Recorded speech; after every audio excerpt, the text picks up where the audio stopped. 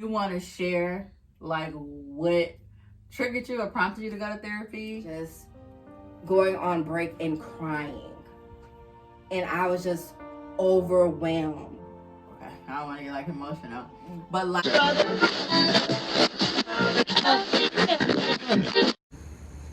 Hey everybody, it's your girl Jacqueline Shauntell. And I'm Shay, and you're watching Elevated State.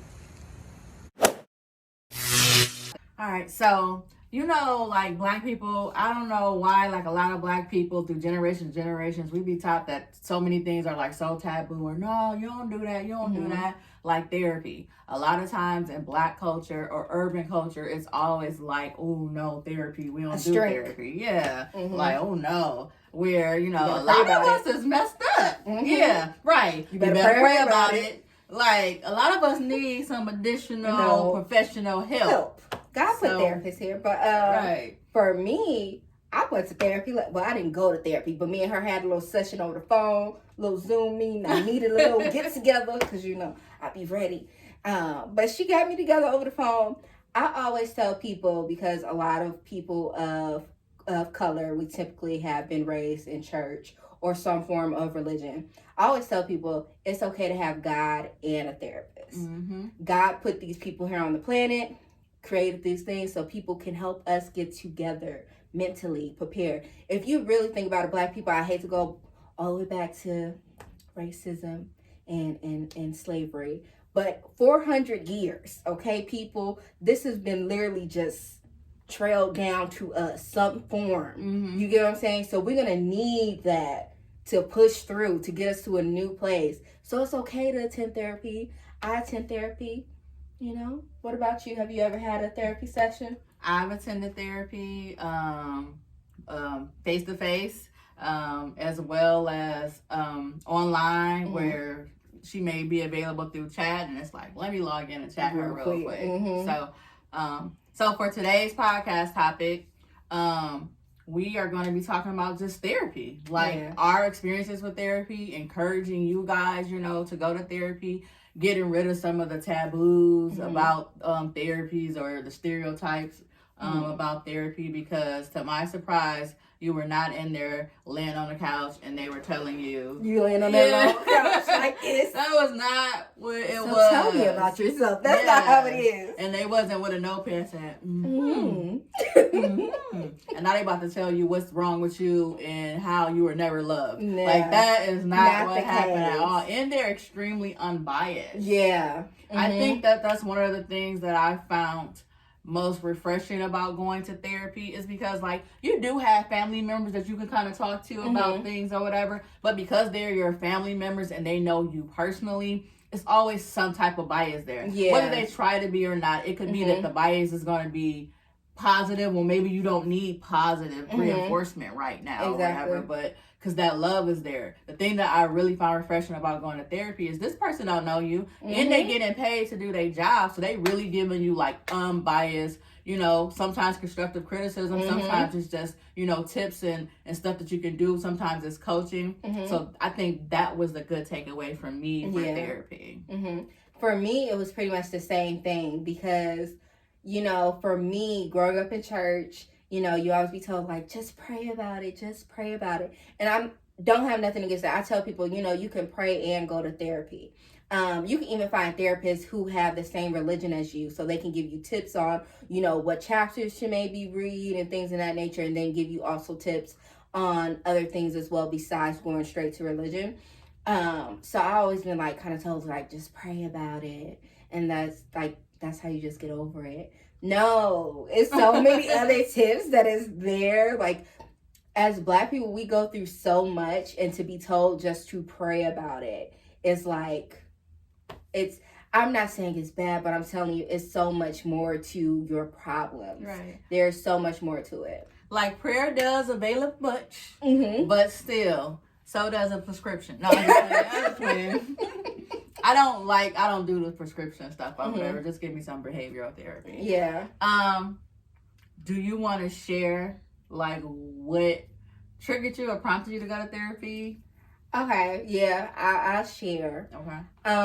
So for me, I think I was like 20, probably going to 21. And I was working hard. Like, I was working probably like 40, 50 hours a week. Not only that, but I was attending school. And this was like midterms. No, it was finals. And I had another breakdown. And I remember the first year I was in school and it was finals, Christmas time. So you like getting your family together, finishing up finals, all this extra stuff. So all of this is going down at once. Then typically, you know, at work, people are going on vacations and the holiday season. So everybody's like coming in and you working extra hours. You still trying to get the finals done. You still trying to pass your classes. You still trying to succeed at work and get everything done. And I remember like somebody said, like, just pray about it. Just pray about it. And I couldn't do anything but cry. And I was frustrated. And I didn't know what to do but cry. So I ended up talking to one of my friends, and me and her wasn't even like close friends. We were like, you know, associates at work. Crying? Yeah, a little bit. No. Okay, go ahead. But one of my friends at work, she was like, she said she went to therapy, and I remember like she was shaking at work, and like she ended up like having like basically like a breakdown. She ended up having to like take medicine or whatever like that. I'm like, what's going on with you? And then she's like, I just have anxiety, I'm overwhelmed, I'm built up. And I'm like, oh crap, maybe that's what's going on with me. And I was like, she was like, yeah, like I went to a therapy session and all this other stuff. And I'm like, well, I don't want to just go to any therapist. I want, you know, a Black therapist, a woman, somebody possibly in the same religion, you know, have the same religion as I am, or raised in the same, you know, setting I was set in. And I was like, I want to try this out, but I don't want to go to somebody and they don't understand.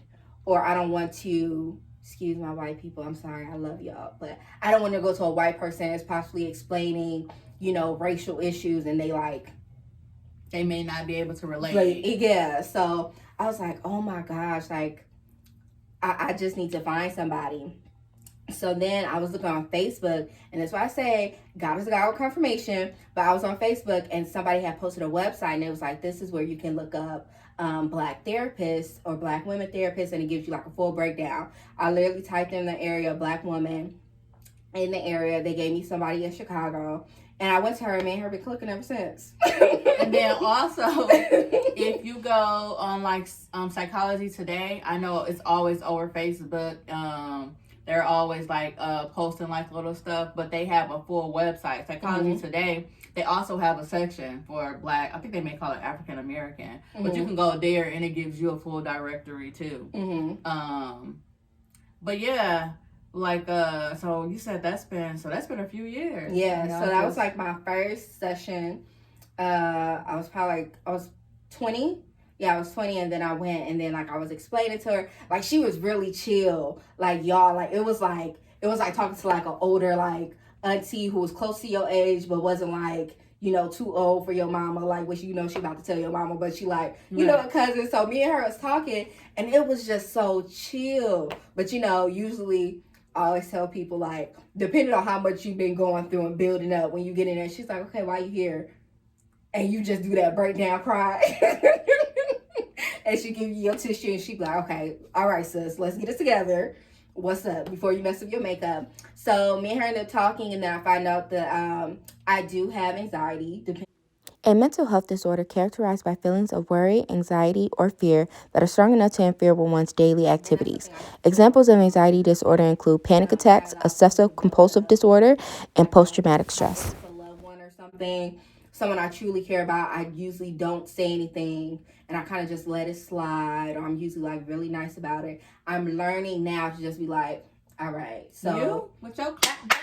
I know people always think like this, like if I love you, I'm usually like really like, okay, like I don't say anything. But now Jackie now is like, okay, I'm gonna let you know real quick to get off my chest, because I'd rather be at peace with myself and at war with the world than at war with myself and at peace with the world. I refuse. Not anymore. You're not about to have you're not about to have me. You're not about to live in my mind rent free. No. I think that was one of my issues, still my issues, is that sometimes I can be passive aggressive. Yeah. Instead of like, just say it. You know, like when I was cutting the heat, we were in California and I was upset. She was upset. So she was over there cutting off heat. I'm like, yeah, and nobody about to be comfortable in this hotel room. And I was half asleep like, wait a minute, what's going on? Instead of just expressing, and they was all like, we was ready to go. You just said so yeah. For me, I think it was a couple of things that made me go to therapy, and it actually was a lot of times where I attempted to go, but then, like I said, you have those voices that be like, you don't need therapy, you're a strong Black woman, get it together, just figure it out, go ahead, put it on your back and just ride with it, and it's like, okay, that's not really working for me. I think one of my things is that like I am very where I'm like always turning the other cheek. Like all the time, and that was starting that was starting to build up where it's like, okay, because a lot of times someone doesn't see that as you're turning the other cheek. They see that thinking that you're naive, and then they start to take advantage of you. So I started to notice that a lot. And then also like even like like the peacemaker is good, but it's not good when you get to the point where now you're not expressing yourself, like you're choosing other people's peace over your peace. And so that was a thing for me, and I'm like, okay, I don't really like this. And then just it was really pushed me over the edge and made me want to go to therapy is like a relationship, my relationship. So my relationship with the man, of course. Well, not of course, because you may have not known that, but so it was a very like terrible experience. And I think for me it was because I'm so used to being, when it comes to like romantic relationships, I'm kind of like nonchalant or whatever. Like, I love you, like we good, but it ain't never been where I'm like, I need this person or whatever. Like it was always, and then I think even that in itself was probably always just a facade.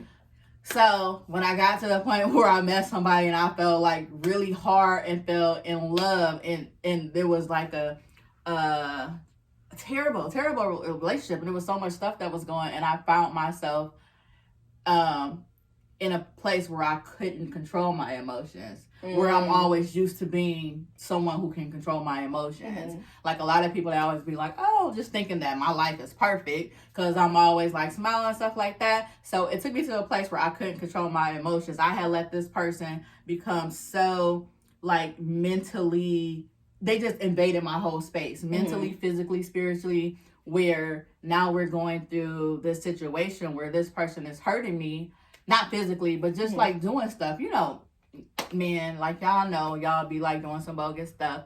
And the fact that I was like spiraling out of control with that, and then on top of the fact, like just with other people in my life in general, turn the other cheek, that I was just like, okay, I need to learn. And even like through my job, they would like on every single review, I would always get that you need to be more assertive. You need to be more assertive. And like I started thinking about that, like what is something that I want to change in my life, and it is to be more assertive, and to speak up for yourself. Like I wouldn't, like throughout my entire life, somebody always spoke up for me. And so it was that situation. I'm like, okay, like now even in my personal relationship where I need to be assertive, I'm not. And so I'm allowing myself to just continue to be hurt. And I always say, one time, shame on you. 2 times, shame on me. 3 times, I'm a fool. So it's like, stop letting stuff happen. And then the other thing for me too is that I've always had this thing where like I want to be liked. And not even like I want to be liked, because if I don't care about you, I don't care if you like me or not. But like for like people that I care about and like family and stuff like that, it's always like, I want everybody to like me. And even now, like my sister be like, everybody likes Shay. That may not be true, but I always want people to like me. And so when you always have this need for people to like you, then you always care about your image. Yeah. So it was like all the stuff that I was going through all at one time. Like, okay, I can't control my emotions. I'm in love with this person. Like, he not treating me right. I keep giving myself to people, keep turning the other cheek when people are doing bogus stuff instead of, telling them about how I feel. I'm so concerned with my image and what people think of me that I got to the point where I realized that I'm not even happy. Like, I'm not even the person that I really am. Like, I can't even show it. Like, doing this, being on this podcast, being so open and candid and transparent. A few years ago, I wouldn't have done this. I would have been like, no, because I don't want people to think this, or what if somebody don't like the podcast, or ooh, what if somebody says this? Now I'm like, I don't care. Yeah. But it took me going to therapy, and actually I switched therapists like 3 times. The first therapist, she was an older white lady, and she was fine, except she was very, I felt she was overly biased. So when I started talking to her about relationship issues with men, and like, I think that women a lot of times, regardless of if we want to admit it or not, I don't know if it's something like that we see from growing up. I do believe that, like, if your father is not in your life, sometimes you seek that in a male partner, like just that male, ooh, I want to be loved by him.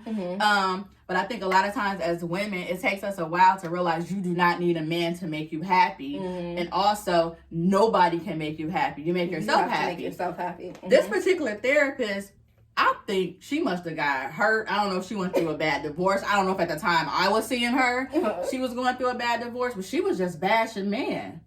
Like, she said everything, but basically, like, F that dude and go take all his money out of his bank account. I'm like, wait a minute, you licensed? Like, Blue Cross Blue Shield recommended me to you? So I switched from her because I just felt like she was too biased, and it's like, I felt that I think that something was truly going on in her life. And she was putting her personal emotions at the time over on me, so then I switched her. Then I ended up getting a therapist. Ironically, I was cautious, but I ended up getting a male therapist. Are you serious? Yes, and I don't know if I could do that. I actually really like the male therapist. Like, and just talking to him, and like I said, it wasn't just laying on the couch or whatever, and they're saying like, oh, you this trauma happened. He wasn't trying to pull out some traumatizing situation. Like, everybody don't have these extremely traumatizing situations that happen to him. He was more like giving me coping skills. Yeah. He was basically like, a lot of these things are just bumps in the road that you go through life, but giving me like coping skills.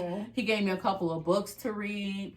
And what I like is he pushed it back on me. So, and I always tell people now, in any situation, any dynamics, you have some form of control. Some form of control and some form of ownership. And he pushed it back. So, like, even with the turning the other cheek or whatever, he's like, how does that make you feel? I was like, well, it makes me feel bad because it would make me feel like, people didn't really care about my feelings. It's like, without me saying it, that hurt me. Yeah. So then he was like, he put it out there, and he was like, what if they don't know though? That person isn't you. Yeah. What if they really don't know? Because the type of person you are, if you said that to somebody, or if you did that to somebody, you would automatically feel bad and go back to apologize. But what if that person didn't see it that way?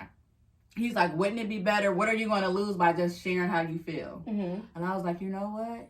You're right. That makes sense. And, he kept saying, like, it's really not what you say, it's how you say it. So that was the thing. And then, that kind of helped where I, like, in professional, platonic, and romantic relationships. But I like that he would push it back on me. Like, okay, like, even with me, caring so much about what other people think about me and caring so much about my image.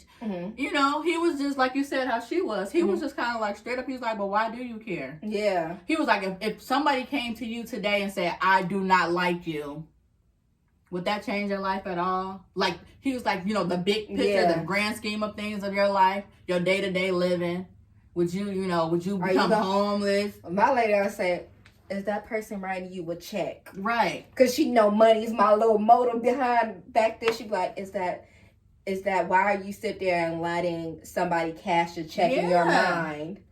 that you don't got no money in the bank account for them to cash in your mind. I'm like, you're right. And just like thinking about all of that stuff. And like he's like, you know, you caring about what people think. He was like, how many times have you wanted to do something and you didn't do it because you thought it may look bad, they didn't like it, and then you sat back like, you know, a week, a month, a year later, I'm like, man, I wish I had took that opportunity. And I was like, yeah, you know, just talking like that's just helped. I mean, it was a lot more deeper than that. But it's just more like pushing it back on you and make you just sit and think. Unbiased. He don't know you from Jack. You know, he waiting for your hour to be up because he got another client coming in. But he giving you some real stuff. And like I said, they gave me like, you know, he gave me like books to read. Then my third therapist, I can't even think of the name of the site. I think it's like behavior.com or be something.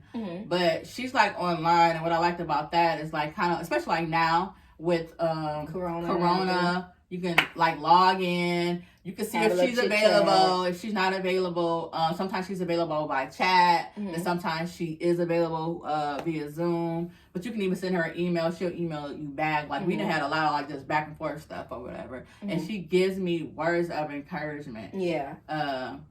And so I think for me, I know for me personally, therapy has helped me because like I said, just being on this podcast, that shows my growth where I'm like, I don't care. I'm on here, like it or not, you know. Leave your comment. Jackie gonna give you a clap back. And that's what I'm gonna say real quick because I used to be so into what everybody thought of me. Like, Jackie has to be this nice person all the time.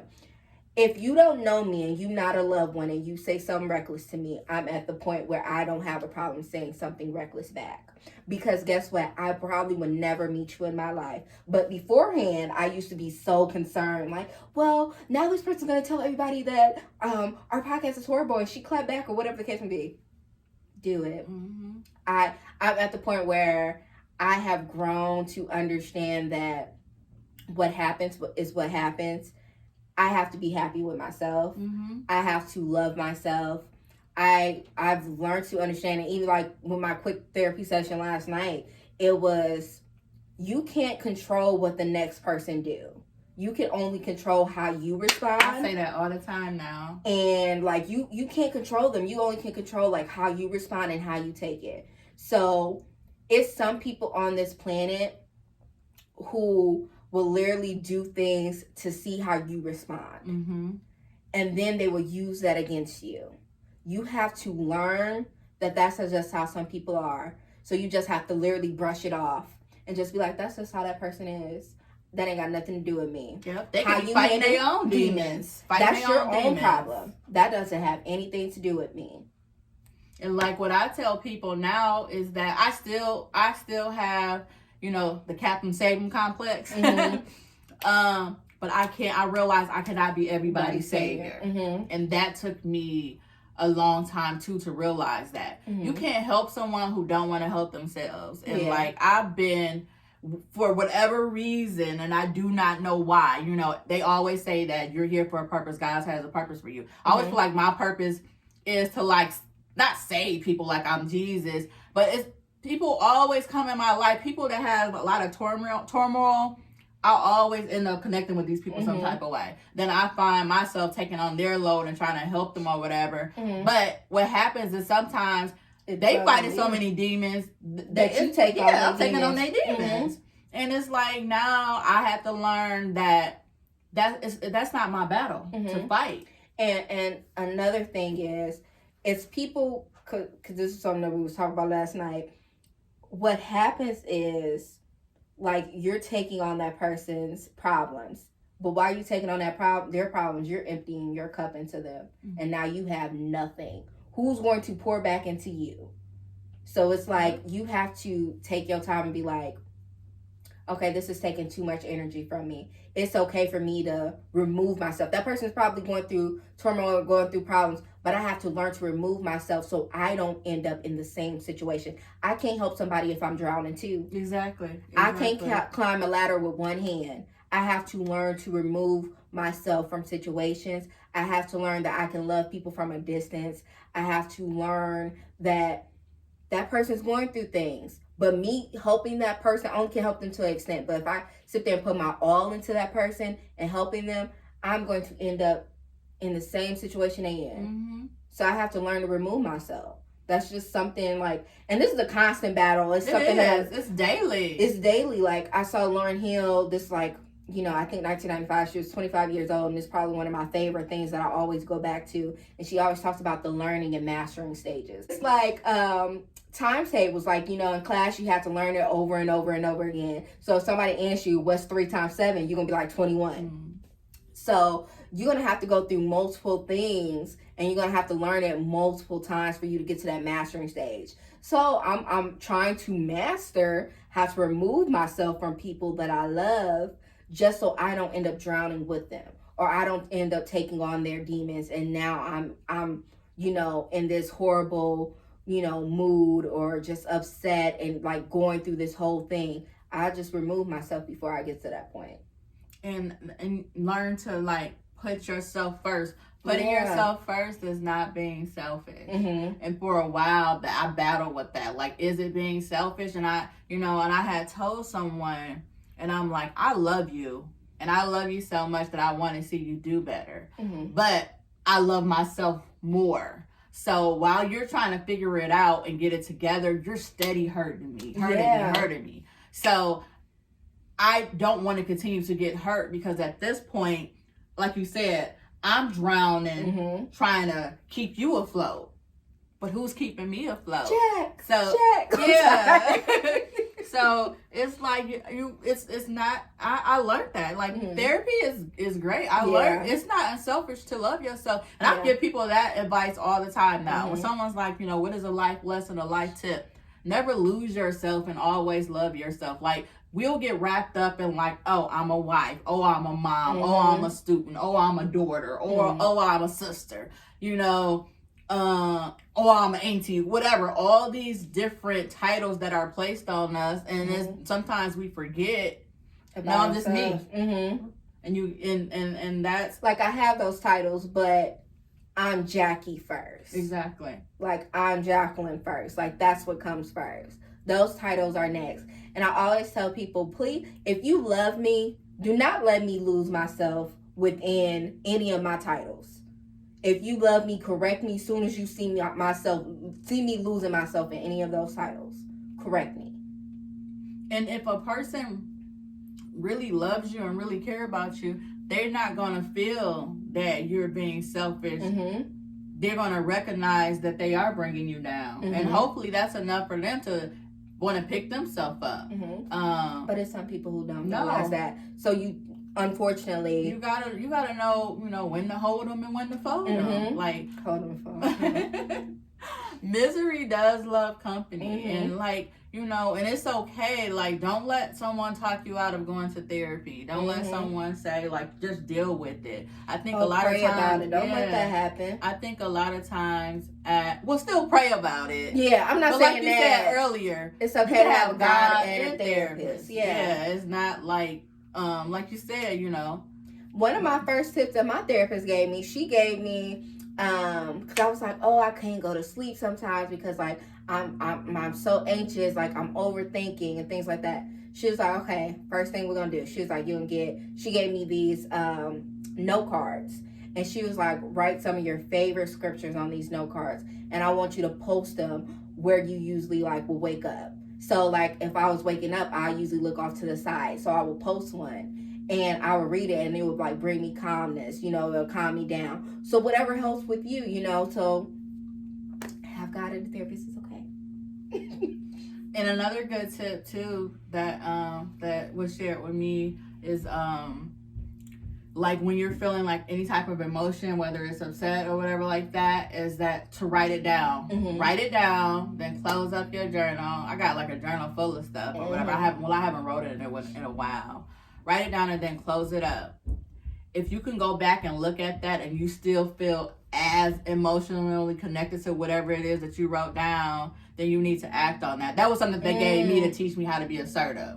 Like if you go look at it, because some things is not worth always like, okay, I got to go address this situation right now. But he was like, if you write it down and you close it up, and even if you want to wait 24 hours, unless it's something like very serious, and you go back and you still feel that way, or he's like, you go back a week later and that still really bothers you, you haven't got closure from that situation and you need to address it. So that was something that helped me too. Sometimes I went back and I would look at it and I'd be like, yeah, like that was on me. Like sometimes I would look at it and be like, nah, I was the culprit in that one. Like, sometimes I will look at it and it wouldn't be anybody was in the wrong. It would just kind of be like, yeah, like, you know, it will make me think. Like, he was trying to put back on me, like, what role can you take in your situation in life? And sometimes I would look back at it and it would be like, okay, yeah, this wasn't really a big deal. I could see that person's side and that person's side. But a lot of times I would look back at it and say, no, like, I need to go let this person know how they made me feel. Yeah. And so it's just helpful because, you know, with all of the schooling and stuff like that, and I'm a fan of psychology. Like, I went from, like, when I was in college, I majored in business management and minored in accounting because that was my thing. Like, I wanted to get into business. But then when I got into business, I was always pushed into these roles where it was like kind of like human resource or whatever, where you're doing employee relations and you're talking to people. And from that, it made me so much intrigued in just like psychology and life coaching and stuff like that. So then I went back to school and I'm like, okay, now I want to first I was like, okay, let me do a focus on human resources so I can get a more in-depth look at different types of human resources and stuff like that. Then in the middle of that, I'm like, okay, I want to get my master's in psychology because I'm a fan of it. Like, I advocate for psychology. Like, speaking to a therapist, and there's so many now. You got therapists, you got life coaches, you got clinical psychologists. The only thing that I'm not against mentors. I'm not against this, but just me personally, I don't like to do the prescription drugs or whatever that they give you or whatever. Sometimes if you do have like extreme anxiety, you do have to take it. Or extreme depression. It depends on your level. And what you're dealing with. I always say try other things first prior to you taking medication. And I always say if a therapist, like the first time they sit with you and they just give you prescription, you probably should seek somebody else. They should probably give you other things. Like I even had like her, she was like, maybe, you know, work out more, you know, that would get you, you know, going. That would probably clear your mind. You know, write more, do this. They typically give you different tools prior to they saying, here's medication. So if they give you medication right away, I think you should seek somebody else. Or either you just that crazy. I'm just playing. But they like, we can't help them. Let's just get you bridged over at Walgreens. You flat out crazy. No, but all jokes aside, I like behavioral based therapy first and foremost. But it's just important. It's important to know that there is help out there. It's important to know to talk to somebody. Like, don't hold stuff in. It's somebody that could be watching this right now that's going through so much. I do hope and I do pray that whatever it is you're going through, you make it through. But you have to also know that your purpose is not for you, or the intent is not for you to try to like go through it alone. Like, talk to somebody. And like if you don't have insurance, it does get kind of expensive. If you do have insurance, there's a behavioral mental health section of your insurance that'll usually cover it. And you may just have to pay like a $20, $25 like copay. But it's like we gotta stop with the whole thing and then, oh, I don't go, why you don't go? And you don't even really have a good reason why you're not going to therapy. I don't need them people. Exactly. Yeah, you do. Or people say all the time, I don't need somebody that don't know me to try to tell me about myself. You do. That probably is exactly what you need. Because what you've been doing ain't been working for you. I had somebody say like, and this is, somebody probably gonna think I'm like bashing religion and I'm bashing the church, and that's not it. That's why I keep saying no, pray. Because somebody gonna take it wrong and say I'm bashing. She the devil. And that's not the case at all. She's religious. She prays. Exactly. I go to church. All that was raised in church. We was raised in church. You ain't had no choice. You know, that's not the case. I tell people in this conversation I always have with God, like I know you here and I'm supposed to be praying, but I know you created this person for me to seek as well. I had somebody tell me, oh, I'm delivered but I can clearly see that this person was still going through a lot of things. Sir, it's okay to go seek a therapist. I'm like, you can even go talk to the people at your church 101. It's at some churches nowadays, they do have the therapist there for you to speak to. The pastor, when you have your session with the pastor, that's therapy. That is therapy right there. Like, you be doing therapy and don't even know that you're doing therapy because you have this unrealistic view of what therapy really is. And then some people be going to therapy and don't be telling the full truth and nothing but the truth. And they be catching you, but they don't say nothing because they be like, this person low key. Therapists is good for that. They are. They catch you. Psychologists, therapists, they're good for knowing, like, okay, so when you're ready to tell me what's really going on, then we can have a further discussion. Exactly, because if that was the case, you wouldn't be here. Yeah. Oh, I had somebody say, like, I was in there like, oh, nothing's wrong with me. And this lady was like, something's wrong with me. Right. That's like so dumb. That's like you wasting your money. That's like you sick and you've been throwing up for weeks and you go to the doctor and the doctor like, what's wrong? I'm not sick. Right, I'm not sick. That's dumb. Yes, you is. Like, tell the truth. They there to help you. It's like, come on. So yeah, it's okay to seek a therapist. Don't let it be taboo anymore. Taraji P. Henson actually launched something recently where Black men can actually attend a therapist for free, where they're like paying for sessions.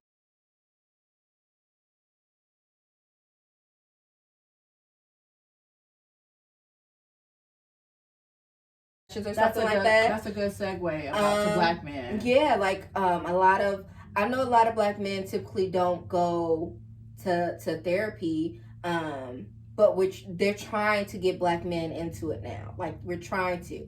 You know, you guys go through trauma just as much as the next person. Maybe even more, to be honest. And it's okay for you guys to go ahead and seek a therapist. Taraji P. Henson launched something for y'all. I know Charlamagne the God was probably a part of it or something like that. But he's big on therapy too, you know? Like, and I think that especially men in general, because it's probably even more difficult for y'all to like show emotions because a lot of time a man is taught that showing emotion is weak. And so y'all be carrying a lot of stuff too, but then, you know, that affects a lot of stuff in your life that you may not be aware of. It may affect your relationship with your kids. It may affect your relationship with your wife or your girlfriend, your fiance, whatever. It may affect your relationship with just platonic relationships with people, because I don't know who came up with that a man crying or a man showing emotion or a man having feelings about something makes him less than a man or makes him weak. That's not true. You're human. So you're gonna feel. You're gonna, right. If I come and stab you in your eye and you stab me in my eye, it's gonna hurt both of us. Like, why would I be like, you a man, you better not cry. You stabbed me in my eye, girl. Like, come on. So, like, I'm naked. It's funny, but it's serious. Like, it's okay to have emotions, and I think that if, like you said, I remember reading that. I think it came across my Facebook page. You guys need to be more open-minded about behavioral health issues, mental health, and you guys need to go out and seek it. I mean, I know a few guys, and I can tell, and me being a woman, like, and me knowing them, like, they gonna listen, but they not really gonna listen. But I know a few guys, and just based off of their day-to-day interactions, I know that, like, they could benefit from speaking with somebody. Like, I know that you're harboring stuff. I could see their mask. Yeah. I could tell that they have this mask on. And I'm not saying that when you go to therapy, you become a therapist yourself.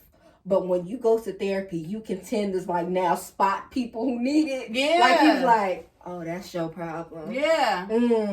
Now I know. Like, you can feel it now. Like, now because you have taken your mask off and handed it and just destroyed your own mask, now you can see everybody else's mask. Like, okay, that's your problem. Yeah. That's your issue. And that's more than likely. And I think that the good thing about that is why that is more prevalent after you come from therapy is because prior to therapy, we tend to think that like we caused that person to do that. Oh, it was something I did to make them mad. Or oh, it was that. And then once you start to realize like, no, that's their battle. Like that's them. And I just, feel kind of like bad for guys because like at least women, at least we can sit and we can have a conversation, emotional, sensitive conversations with each other. Men won't do that. Y'all would be sitting around and have the worst day of y'all life. You know. And you barely even talk to your significant other about it. Like you hold that in. And you go out with your boys and you try to act like, you drink your sorrows or whatever, smoke your sorrows, trying to act like it's all good. I always tell people that if you using an addiction to run away from your problems, then you just gonna keep running and you're gonna probably spend unnecessary amounts of money trying to fix it. And that money you could have used for therapy. Exactly. Because once your high come down, that same problem is still gonna be there. Exactly. And until you address the problem with the true solution, that same problem is gonna be there. All you doing is getting a quick You're fix. masking it. Yeah, you masking it. Like, don't do that. Don't do that, guys. Spraying Febreze over trash. Come talk to us. We got y'all. We'll listen. I ain't gonna use it against you. No, that's another thing. I ain't gonna use it against you. I won't use it against you and be like, oh, this soft ass dude. Like, I wouldn't do that. Nigga. Like, actually, it would I actually, when dudes open up, I'll be like, oh, like, they feel like they can trust me. Thank you. Like, they can trust me. Key point. He got to this point where he feels like he can be vulnerable with me. Yes. And I have created a space for him where he feels that he can be completely and utterly vulnerable. And people need that. Yes. People need that. And I think that does wonders for if this is somebody that you're trying to build something with, I think that does wonders when you are allowed to enter that space. Yeah.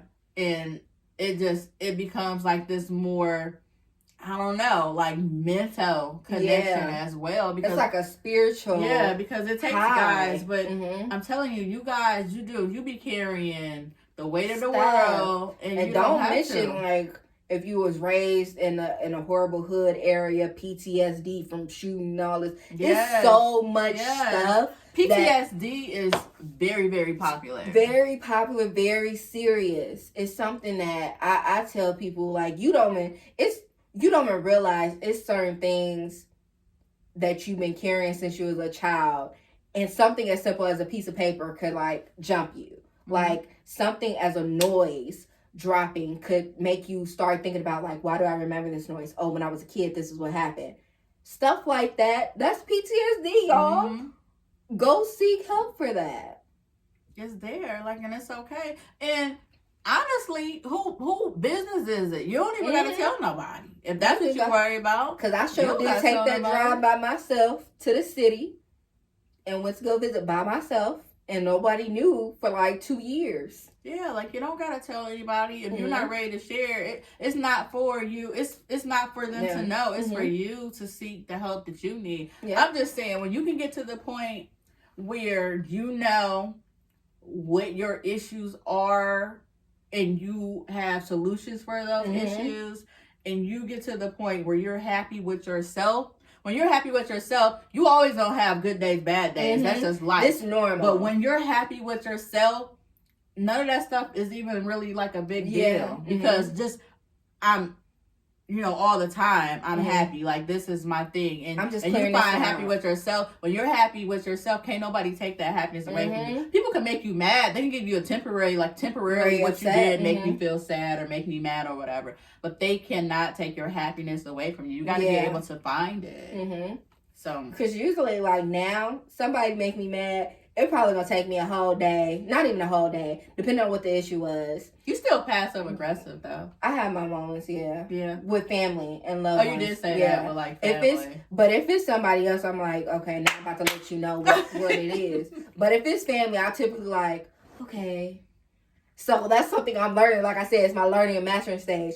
Now I'm learning, like, okay, made me mad. Now I'm about to walk off. Yeah, family or not. Because family's supposed to love you unconditionally. So you should be able to express yourself to them. But the thing is people and family who know that that's how you are. You're like, oh, I'm supposed to love this person unconditionally. So they take advantage of that. So they're like, oh, this person gonna love me regardless because I'm this person. So I can do all of this and do all of these mistakes and say all of this crazy stuff to this person because this person always gonna be in my corner. That's true. So you have to be careful with that too. That is true. And me, like, what I really hate about myself is, like, when I make somebody... Well, don't say hate. Because that's something she was telling me last night. I was like, oh, I feel so stupid. She's like, don't talk to yourself like that. Okay. What I really dislike about myself is that, like, when I make somebody mad, even when it wasn't intentional, and even when they really don't have the right to be upset, but, you know, being upset and being mad is their emotion, so I can't tell somebody if they should or should not. But it bothers me so bad. Like it physically bothers me when I make somebody upset. And that I do have to learn to deal with, because sometimes I can't function until that person is no longer upset with me. But, I mean, that could be however long they want to be. So now I'm sitting around here, and that goes back to me allowing them to enter that space. I'm sitting around here, when I say I can't function, like, I'm like, just you let them take full control of... Right. And then, like you said, I think that now, if I'm thinking back throughout my life, I think that there have been certain people that have identified that about me. Yeah. So now they use that to get to their advantage at me. So some people, I realized that they was doing. So now I'm like, okay, you mad. But that is something big for me, where I have to accept that you are going to do things, whether it's intentional or unintentional, that's going to upset people. And I have to be okay with the fact that, you know, today they may not want to, you know, they don't like me today. Tomorrow will be okay, and it's not like the end of the world. And another thing I want to point out, you have to be okay with someone saying, I don't want to talk right now. Like, not you, but I'm saying in general. Yes, like, that's it's a good sometimes people be like, okay, well, we need to talk about this because you're upset and I'm upset, so we need to talk about this right now. That's sometimes, not good to do. No, sometimes that person needs to sit back, calculate everything, rethink. Because I know I'm that type of person. Because if you come to me and I'm still upset, you still might get this fire spit. Okay? Because if you say the wrong thing, I might be all... I don't sit there and held everything in, because I am sometimes passive aggressive with family and loved ones that I have boiled, and I've let everything just seek in. Now my bottle is fully full, and the cap over here shaking. It's just shaking, ready to explode, ready to pop off. So you come to me and I'm at that level, and you talk about, no, we need to talk right now. All right, you want to talk? Let's go ahead and talk, because I'm about to hurt your feelings. It's like that, what's that movie, Why They Get Married, when they was at the table? Yes. And the dude like, oh, you want to go? Let's go. go. Yeah, like all of this stuff.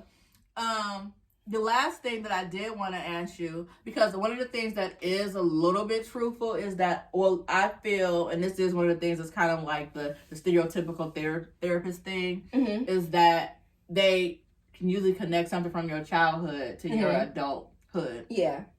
That part I will say is true, but it's not always that traumatized thing, like, oh, somebody did this to me or whatever. What was it? And I'll even go first. Was it something when you started therapy and started talking to your therapist or whatever, and they can identify like patterns throughout your life, and they're like, I think that this is what maybe make you react this way or do these certain things? Like, for me, it was like one of the things that he had pointed out is my reason to want to be liked. And this is nothing against my mom, because I love my mom to death, but okay, I don't want to get like emotional, but my mom was a single mom, and being a single mom, and it was me and my sister, my mom worked a lot. A lot. And so a lot of times I was with my auntie, which love my auntie too. But my mom wasn't around. So when your mom works a lot, and when she's home, she's either sleeping or she ain't in the best mood because she's tired because she's working all the time. So it wasn't that attention that I wanted from like my mom. And it wasn't like a very affectionate, that was another thing. The therapist said that I struggle with showing affection, which I don't know, I guess sometimes. But so I didn't get that attention from her, and you didn't get that affection from her. I knew that my mom loved me because my mom did whatever. Like, we always had stuff or whatever. Like, And it wasn't until like I was probably like about like maybe like 16 or 17. My mom actually got more into the religion or whatever. My mom's a Jehovah's Witness, and she got more into that, and she started to like soften up. But but it wasn't until I became an adult and actually became a mom myself that I understood like why she would kind of like be upset or whatever. But what I did is like, because I felt like I didn't get a lot of I love yous, kisses, I poured that. I poured that. And from that, because I didn't get a lot of that attention and stuff like that. When she could. Like, if my mom was off and I used to do plays and stuff when I was younger. My mom would come to my plays. She still talk about it today. Like, she remember when I was the lead in Juvie, this play about kids in juvenile detention center. And she remember when I did this dance recital and we did the Pillow People. When she can come. But she had to do what she had to do so me and my sister can have a roof over our head and food in our mouth. But with that being said, and again, because I've grown, I don't mind being candid on this podcast. But that being said, now you leave my sister, who's 4 years older than me, to be a mom, to take care of this girl. But she's a kid herself. So what that did, I think, what my sister had caused her to kind of have resentment towards my mom and resentment towards me. So now I'm not getting affection, attention from my mom. I'm not getting affection, attention from my sister. You know that they love you, because my sister, like I said, if she needed to wash my clothes, iron my clothes, get my clothes out, my sister did all of that. But at the same time, it was taken away from her childhood. Like, you can't go nowhere because you got to watch her or whatever. So then it's like, dang. And when you're a kid, it ain't your fault. Like, you ain't asked to be brought in the world. And then, like, you know, with my dad, today, my dad is always like, hey, baby girl or whatever. When I was younger, my dad was in and out.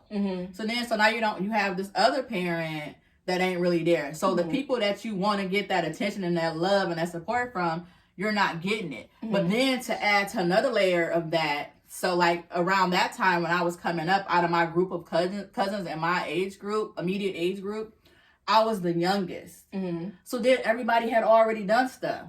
So I could never be like, ooh, like, good job, Shay. Because my one cousin had already did it. Or my sister had already did it. Like, everybody already had done it.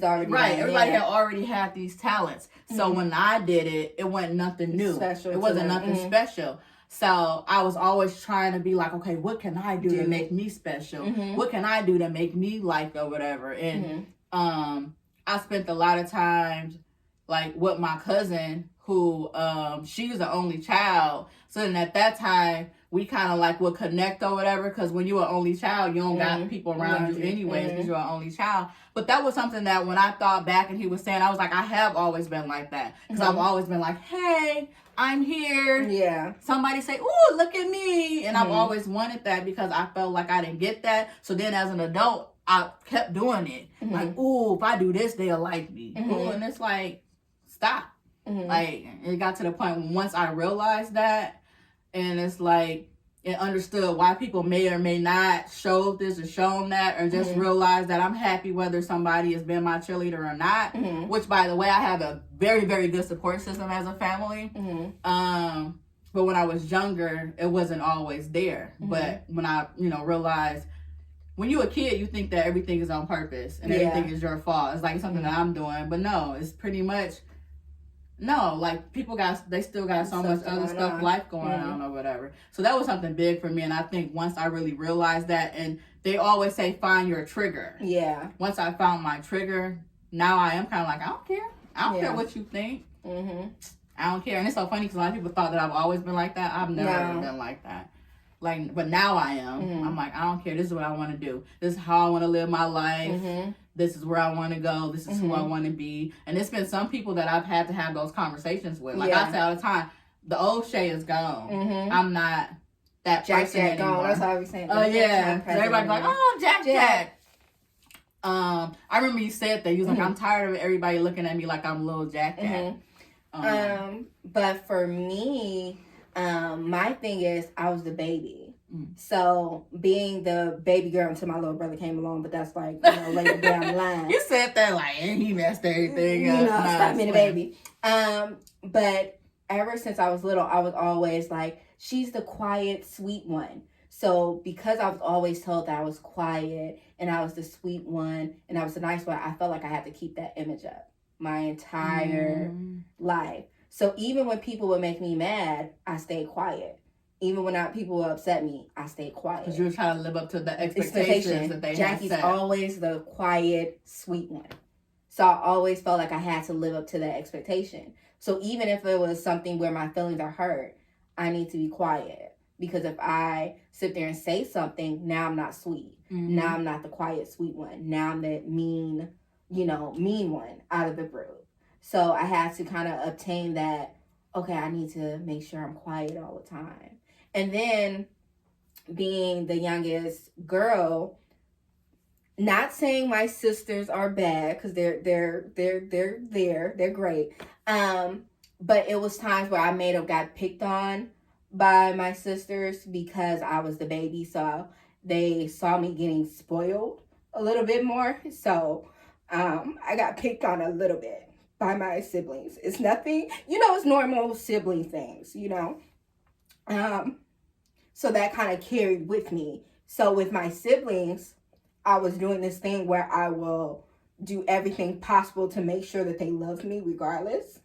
So I would take on a lot of things that would cause me, like, that's probably like my biggest thing why I end up going to therapy too, is like, dealing with family and things like that.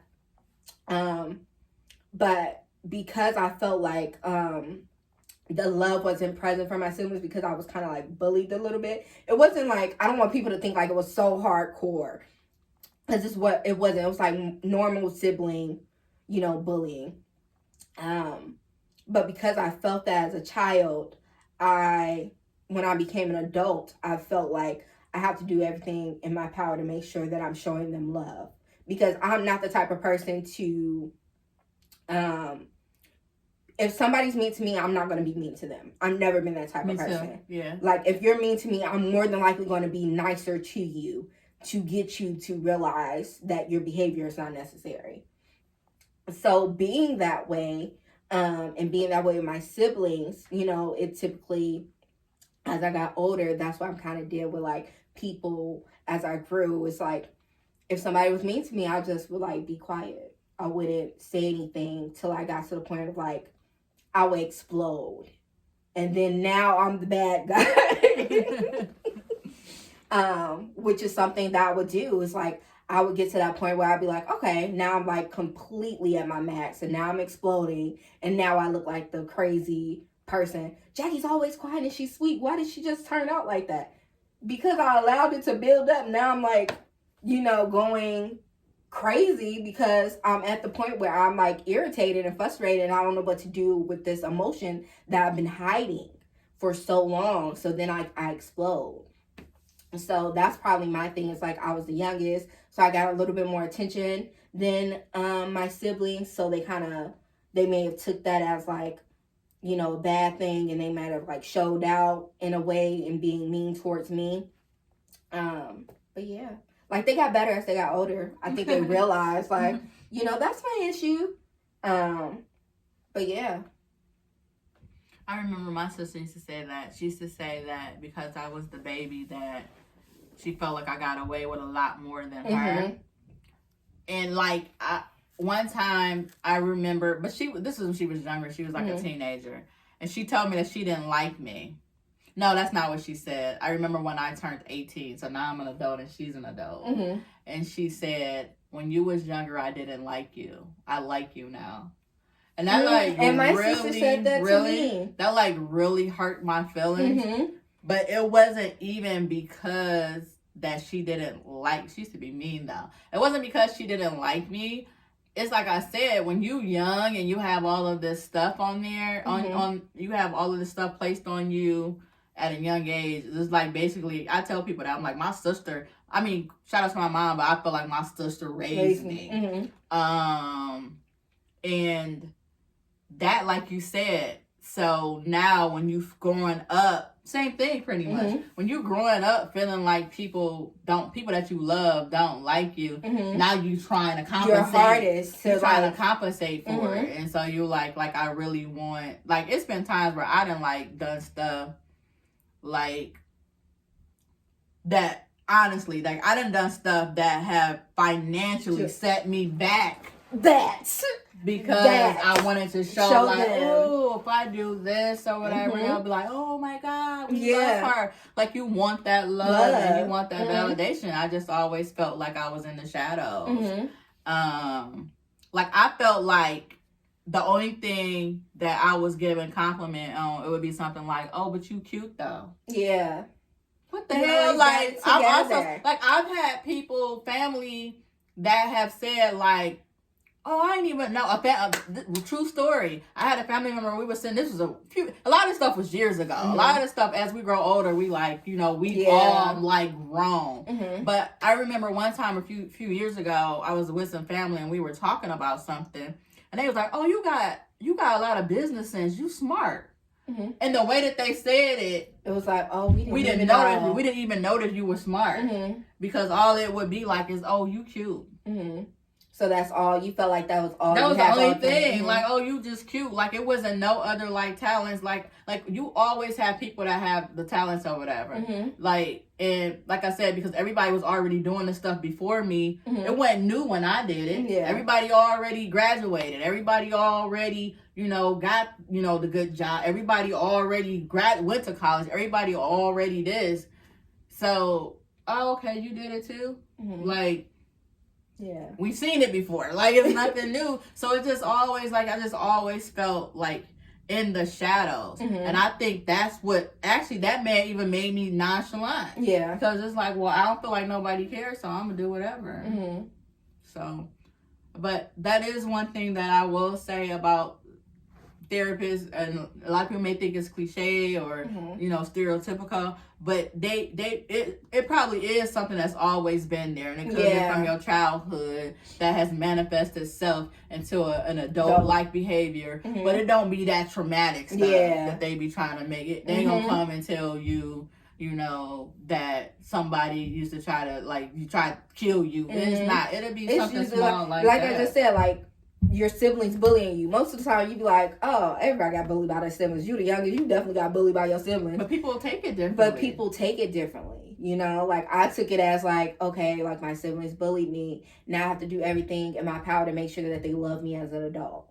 And especially if you never able to sit with that person and have that closure. Yeah. Like, I was able to sit with my sister, and it wasn't like that we even arranged a meeting, but we just was talking one day, and I was able to get that closure because we just ended up talking about our childhood, and I realized her issue was never with me. Yeah. Like, her issue was the fact that I'm this child raising a child. I'm with this child all the time.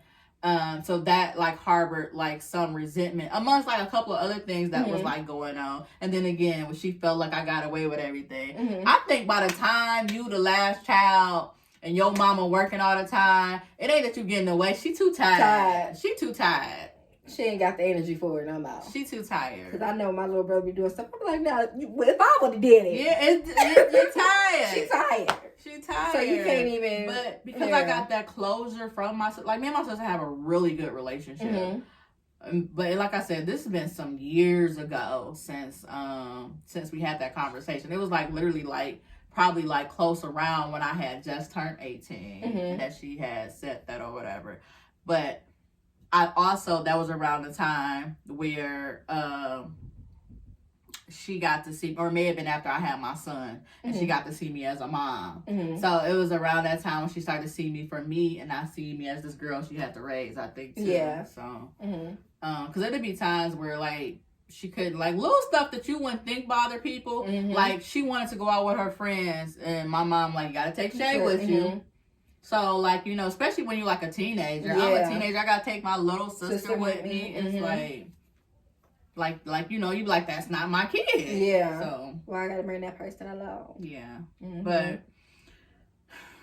This is a little therapy session right here. It is. Like, it's a lot. Like, it's good. Growth, talk. Go to therapy. I mean, don't try. I'm not saying you gotta go to therapy. Maybe some people truly don't need therapy. All I'm saying is for those who feel like they need it and are not doing it because they scared of what somebody else may say, or they're not sure how it's gonna be. What do you have to lose? You can go to one session. If it's for you, it's for you. If you don't like it, at least you can say you tried it.